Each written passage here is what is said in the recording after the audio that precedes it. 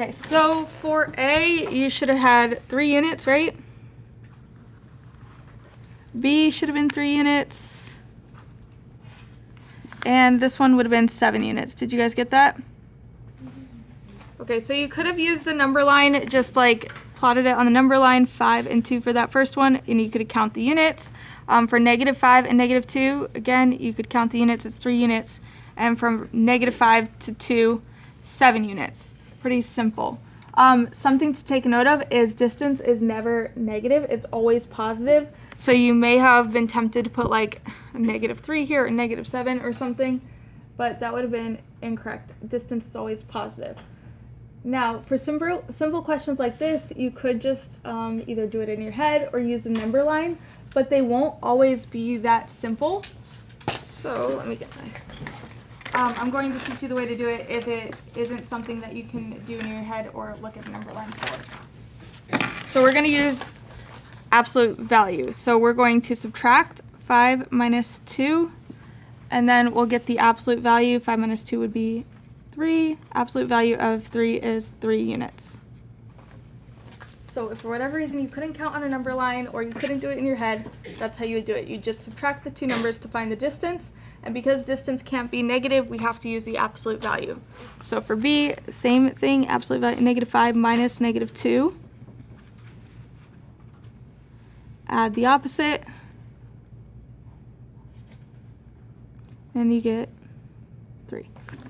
So -5 plus 2 would be -3. Take the absolute value, and it's 3. And then for C as well,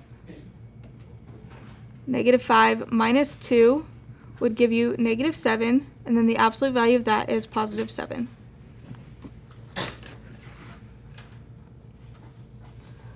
Okay, next concept. So to find the distance between 2 points, you can subtract them and then just take the absolute value, and that is your distance. Distance can never be negative, like I mentioned, so just jot that down.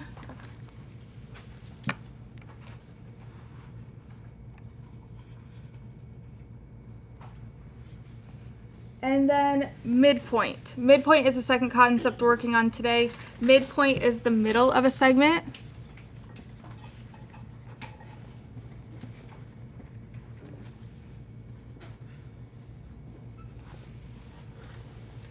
Which you could probably guess. And I'm going to do a quick example. I wish there was something drawn out here, but there's not, so we're going to draw something out really quick. Okay, so let's say you have 2 points on a number line. One is at, let's say it's at 3, and the other point is at 8. And then you have a segment here.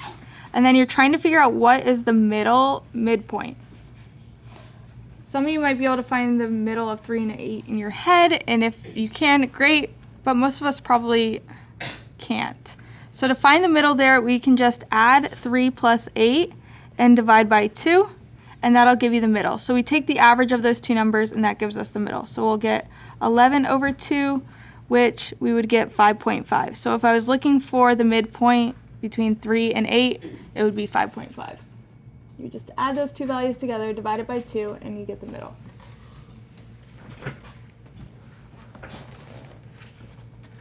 Because midpoint is just a location, it's not a measurement, midpoint can be negative.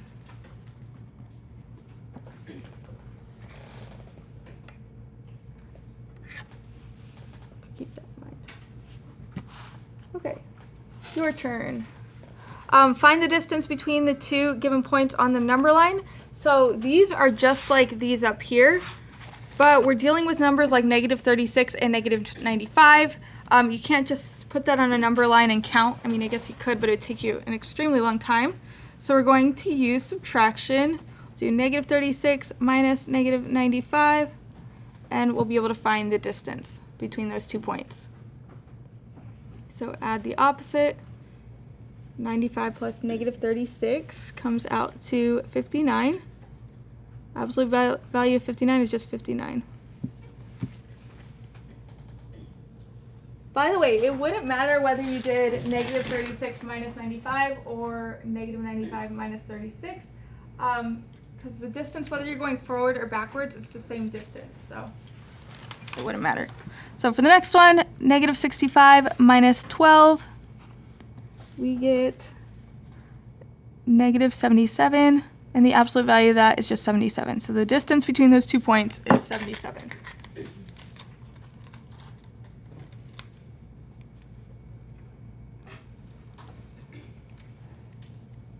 Now we're going to practice midpoint. Remember, midpoint can be negative, so we might get some negative answers here. To find the midpoint, we're looking for the middle number in between negative 6 and negative 19. So maybe like negative 12, something like that. That's what we're looking for. So what you do to figure it out, we're looking negative 6 plus negative 19, divide by 2. We get negative 25 over 2, which is negative 12.5. By the way, Rhett, this class is super. Like, they've gotten full credit on their homework every single day. So in order to be in this class, you have to be super too. You can't bring us down. Okay. B, same thing. Negative 15 plus 12 over 2. Negative 3 over 2, or negative 1.5. And again, since it's midpoint, it's just a point on the graph. It can be negative.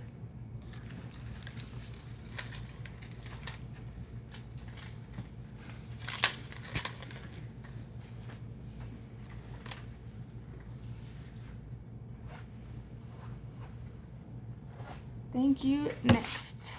Here we go. These problems are rather simple. It's just a type of problem that has to do with midpoint. This is saying find the length of AC.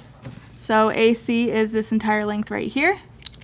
It says that AB is 10 centimeters.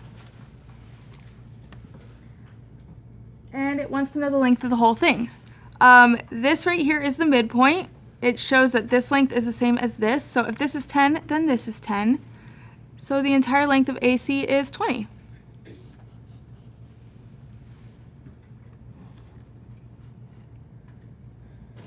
For the second problem, they don't have the diagram drawn, but it's the same idea as this. It says W is the midpoint of UV. So I'm going to draw UV. W is the midpoint, so try to put it in the center. This will be the same length as this, since it is the midpoint. It wants us to find UV, so that would be the entire length of the segment. It says that WV is 14, so this is 14. Then this would also have to be 14, so UV must be 28. Pretty easy there.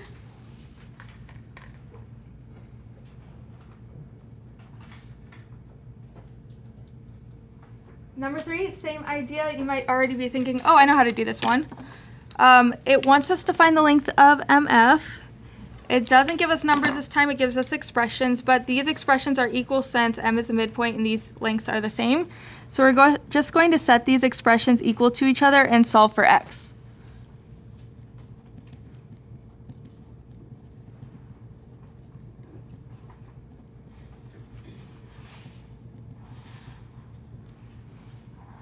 Oh, positive 3. Okay, so I get X equals 3. The only thing is it's not asking for what X equals, it's asking for the length of MF. MF equals 5X, so I just plug in the 3. So MF must equal 15. And this is the actual answer I would look for in the answer choices.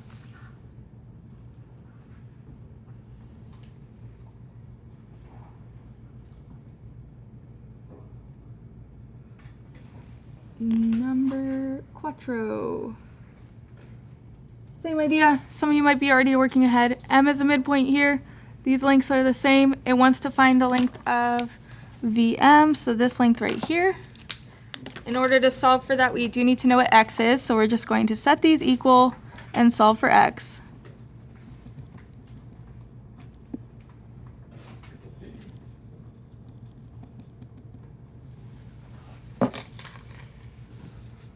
X equals 4, and then plug it in.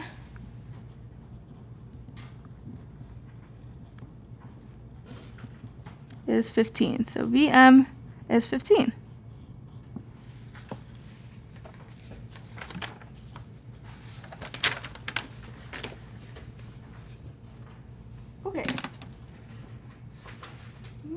once you get that down, I'm going to flip to the next page.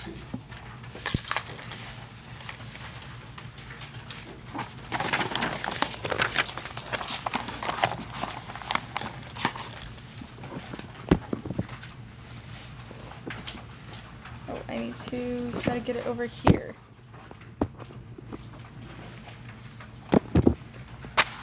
Okay, we're starting at the top of the page here. Hopefully I can get this to frame it correctly.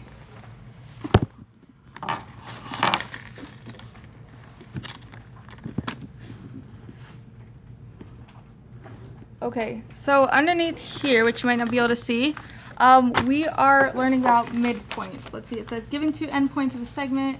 Okay, we're finding midpoint. There is an equation for midpoint, and the equation is x1 plus x2 over 2 and y1 plus y2 over 2. When I say midpoint, here's what I'm talking about. So go ahead and draw this on your page right here. So we're drawing a coordinate plane. And just like yesterday, we are working with a segment, usually on a diagonal.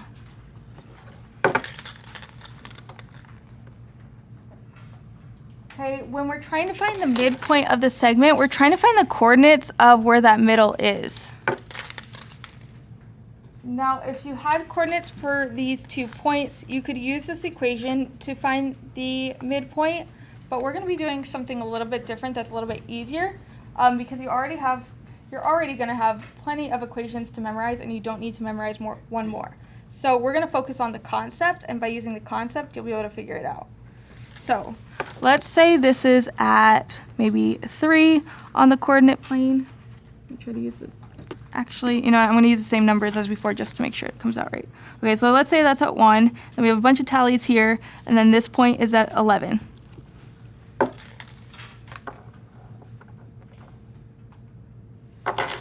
Then this right here, let's say it's at 2, and then we have a bunch of tallies here, and this top point is at 8.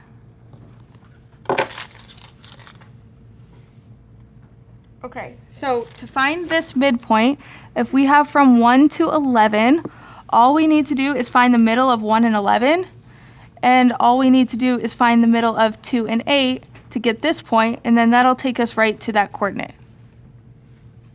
Does that concept make sense? And I'll show you how.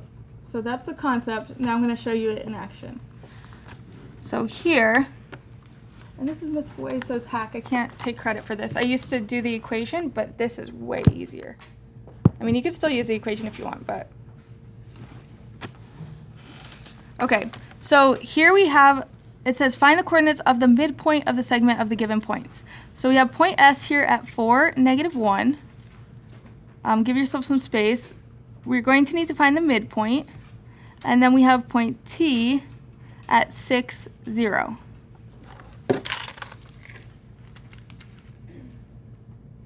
So all we need to do is find the middle of the x's and the middle of the y. So what would be the middle point in between 4 and 6? 5, yes. And then what is the middle between 0 and -1? -1/2 or -0.5. And there we have our answer.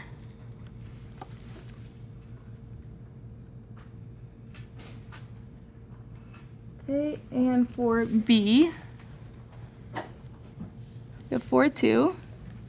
We're going to need to find the midpoint. And then for point P is at 0, 2.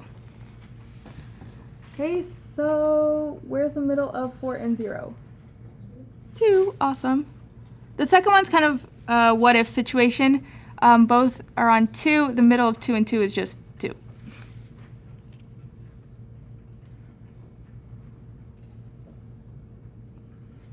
And then for C, same setup. We have H at -5, 5.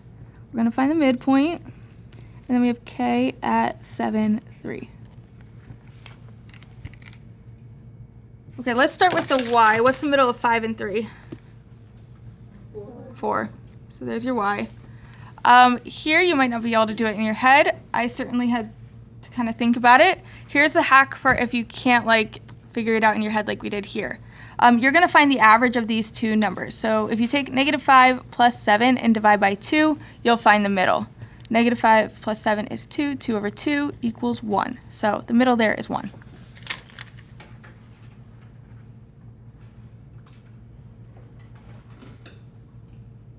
Okay, next situation. What happens if there is a segment, RS, they give you the midpoint, but they don't give you S. So essentially we're given point R is at 1, 2.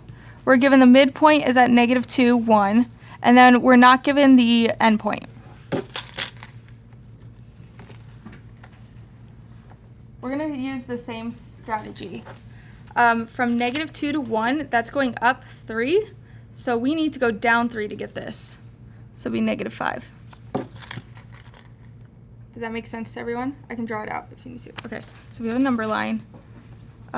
From 1 to -2, we're going down 3. So to find the endpoint, we have to go down another 3 to get 5. Here it's going up 1, so we need to go down 1 to get this. So you're essentially going the same distance in the other direction. And then your answer is right here.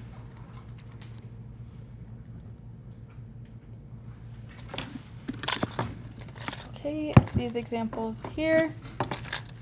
We have, now here's what we're finding the missing endpoint. They give us R is at 6, 0. The midpoint is at 0, 2, and then we need to find S.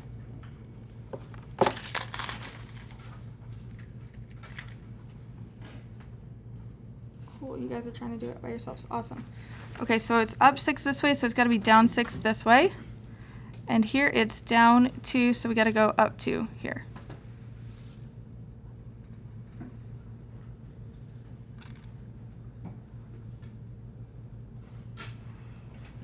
For B, R is at 3, 4.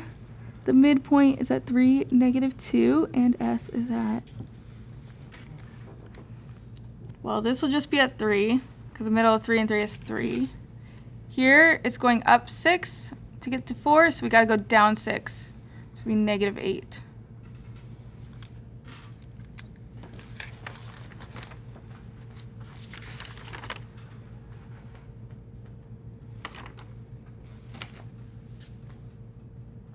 How are we on? Okay, the next one are a little bit more challenging, definitely more like honors level ones, but we can try it since we are super. R is -3, -2, the midpoint, -1, -8, and S here. Here it's going down 2, so we need to go up 2, so that would be +1. From -8 to 2, it's going up 6 here, so we need to go down 6 here.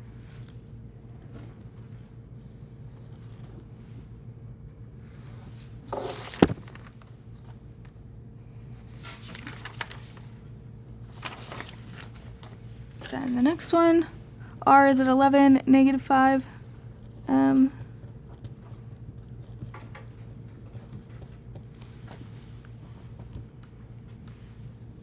Okay, I'm going to start over here with Y. It looks like it's going down 1, so I need to go up 1 for this.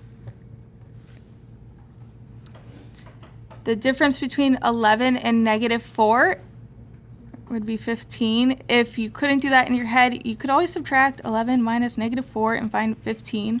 So here it's going up 15, so we need to go down 15 to get this.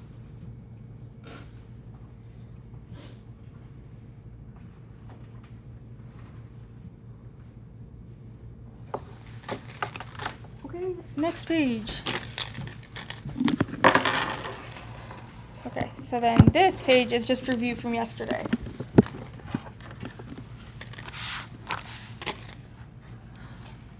Okay, so we're going to find the distance of a segment on the coordinate plane right here. yesterday when I was grading the papers, people pretty much always got the Pythagorean theorem way correct, and then when we did it with the distance formula, there were more errors that were made, which I would expect, because with the distance formula, you have negatives to worry about, exponents, and all types of different errors that could happen. So today we're going to focus on using the Pythagorean theorem, because when in doubt, we just want to get the right answer. So Pythagorean theorem is a squared plus b squared equals c squared. Remember, on here, your legs of the right triangle are A and B, and then the hypotenuse is C.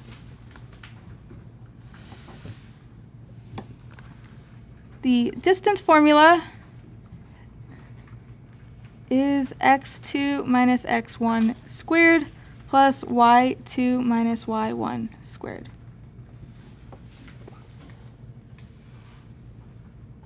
For most situations, you should be able to use Pythagorean theorem. The only reason this would come in handy is if you have really large numbers where you can't just draw it on a coordinate plane and like count the squares, or if you had decimals or fractions, then you would have to use the equation. But most cases we'll be able to use the Pythagorean theorem. Okay, so looking at the examples, we're going to be using the Pythagorean theorem here. They give us 2 points and they give us the coordinate plane, so just graph the points.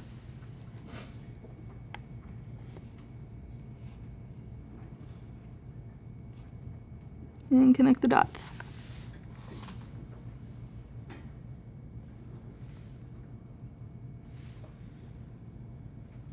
Then, once you have your line drawn, in order to use Pythagorean theorem, we do have to sketch out the right triangle. And then you can count the dimensions. So there's 3 units here, and 1, 2, 7. 3 squared plus 7 squared equals c squared, and you can solve it out from there. We get 58 equals c squared, take the square root of both sides, and square root of 58 is our answer. On the answer choices on Schoology, it may have it as a decimal. If it does, you just plug it in your calculator and you get 7.62 or whatever it is. And just look for that in the answer choices.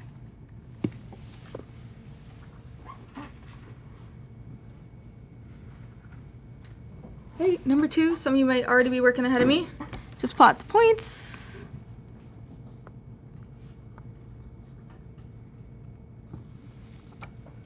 And then draw your triangle.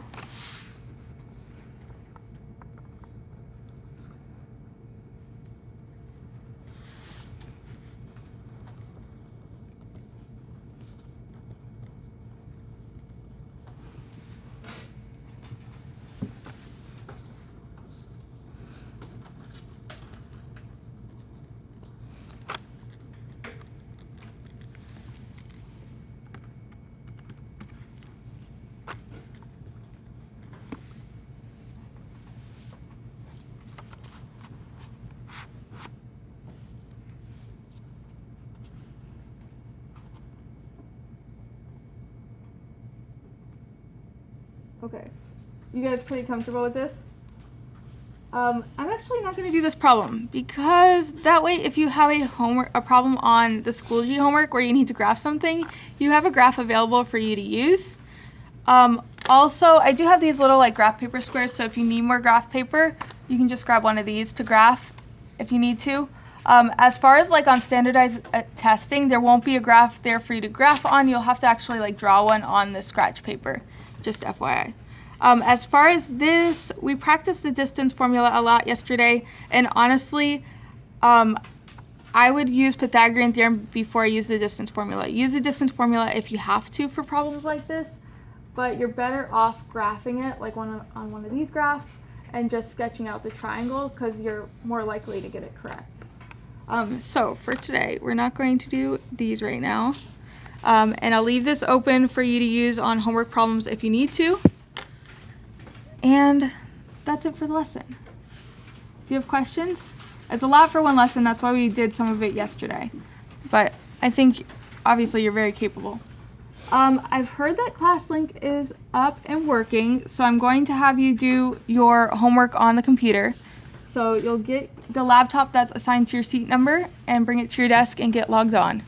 And then once you have your homework done with full credit, and if all your Khan Academy is done, then you can ask for your phone. But just check with me before you grab your phone. Any questions? Okay, so you're grabbing a laptop, not your phone. So you go into the back. Okay. Stop recording.